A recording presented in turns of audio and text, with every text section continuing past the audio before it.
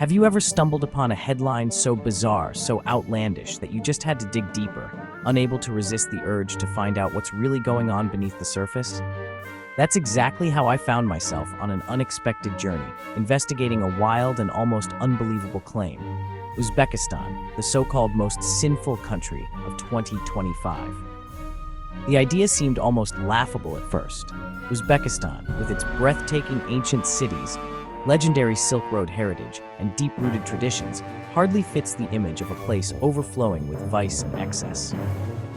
Digging deeper, I discovered the label came from a quirky online study, one that tallied up things like food consumption, leisure activities, and lifestyle habits. Not crime, not corruption, not any real measure of moral decay. It was classic clickbait, pure and simple. A story told by numbers and algorithms, not by the real lives or stories of people who actually live there. But the real Uzbekistan is so much more. A vibrant tapestry woven from centuries of history, legendary hospitality, and a culture as rich and diverse as its landscapes. No spreadsheet or online ranking could ever hope to capture its true spirit. So, I decided to go beyond the headlines and see the truth for myself. I set out to walk the ancient Silk Road, to meet the people who call this crossroads of civilizations home, and to experience their warmth and stories firsthand. Forget the sensational headlines. Let's discover the Uzbekistan that truly exists, a place of breathtaking natural beauty, deep-rooted traditions, and soulful connections. Join me as we peel back the myths, challenge the stereotypes, and uncover the real story behind the so-called most sinful country. The truth, as you'll see, is far more fascinating than any headline.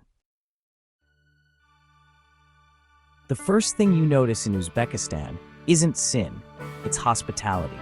From the moment you step through the door, you're greeted not just with smiles, but with a genuine sense of welcome that feels almost like coming home. Here, being a guest means being treated like family. Every meal is a celebration, and every gathering is an opportunity to share stories, laughter, and the warmth of togetherness. I'll never forget the Fergana Valley, where a grandmother insisted I eat more plov than I thought possible. Her hospitality was endless, her pride in her cooking unmistakable, and her joy in sharing it with others was infectious. In the bazaars, stallholders greet you with stories, samples, and genuine curiosity about your journey. They want to know where you're from, what you think of their country, and they're eager to offer a taste of their culture. Sometimes literally, with a handful of dried fruit or a piece of fresh bread. Life here revolves around mahallas, tight-knit neighborhoods where everyone knows each other, and support is always close at hand. These communities are the backbone of Uzbek society, where neighbors look out for one another, and traditions are passed down through generations. Children play in the lanes, elders sip tea on tap chans, and the sense of community is everywhere. The streets are alive with laughter, conversation, and the simple pleasures of daily life. The so-called sin here? It's the joy of indulging in beauty, history, and connection. It's savoring the richness of the past while embracing the present and finding happiness in the company of others. Maybe it's eating one too many samsas or losing track of time in conversation. Maybe it's letting yourself be swept up in the warmth of Uzbek hospitality, forgetting your worries for a while. If this is sin, it's the kind we could all use more of, a gentle reminder that life's greatest pleasures are often the simplest ones, shared with others. Uzbekistan's true character is found in its warmth, its pride, and its open-hearted embrace of visitors. Here, connection is everything, and every encounter is a chance to build a new friendship. And that's the real story, one of community, not vice. In Uzbekistan, the heart of the country beats strongest in the bonds between its people. Samarkand, the name alone conjures magic. Standing in Registan Square, surrounded by madrasas shimmering with blue and gold, you feel history's weight and wonder. The artistry is breathtaking. Tigers on tiles, golden domes, and mosaics that change with the light. This was the realm of Ulugh Beg, the astronomer king who mapped the stars centuries ahead of his time. Beyond Registan, the Shahi Zinda necropolis stuns with its avenue of tiled mausoleums, each a masterpiece, each whispering stories of the past. Samarkand's legacy isn't just in stone, it's in the paper made from mulberry bark, once the world's finest, fueling a renaissance of science and art. Today, artisans still craft this paper by hand, connecting past and present. In Samarkand, every detail tells a story of creativity, power, and enduring beauty. It's not just a city, it's a living testament to human achievement. Here, history isn't just remembered, it's alive.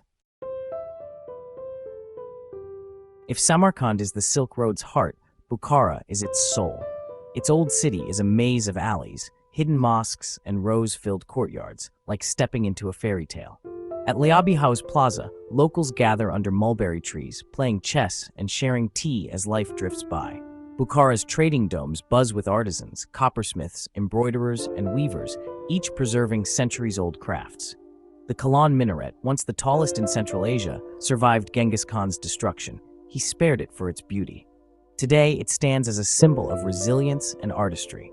In Bukhara, the past and present blend seamlessly. Every corner reveals a story, every craft a legacy. This city invites you to slow down, get lost, and discover its magic. Bukhara isn't just a place, it's an experience of living history. Khiva rises from the desert like a mirage, a walled city frozen in time, its ancient ramparts standing guard over centuries of stories.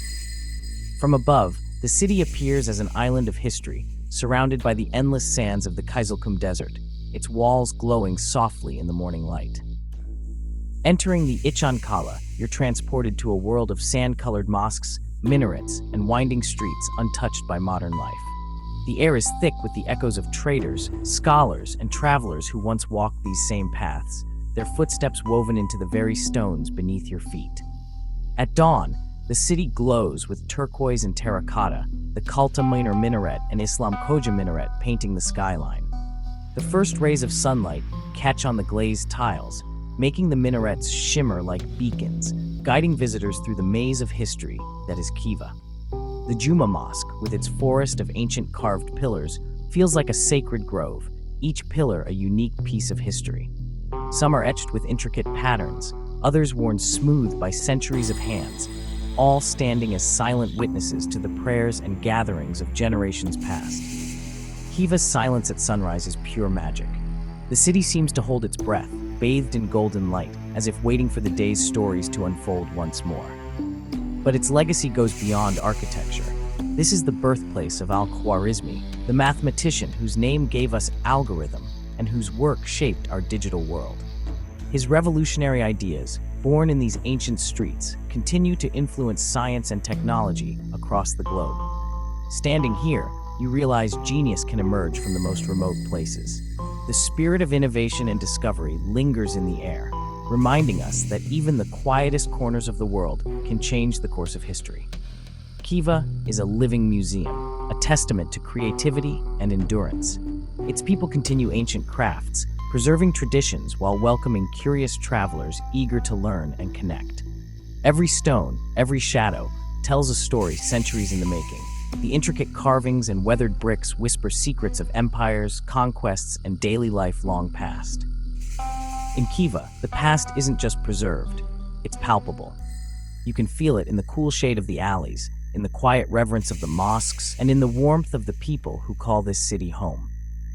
This is history you can touch, a place where the ancient world and the present day exist side by side, inviting you to become part of its enduring story.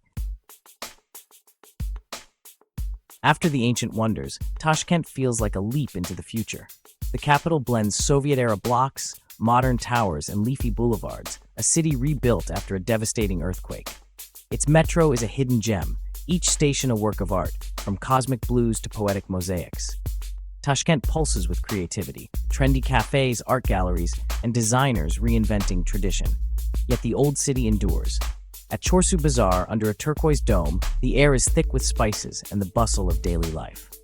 Nearby, the Hazrati Imam complex houses the world's oldest Quran, a powerful link to the region's spiritual roots.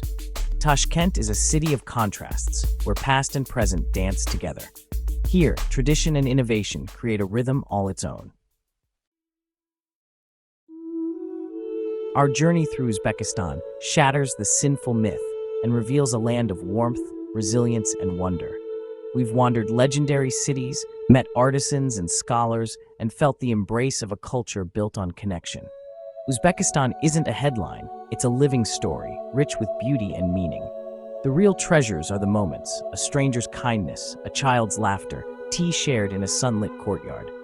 This is a place that changes you, leaving a mark on your heart. The Silk Road's magic endures, inviting you to become part of its next chapter.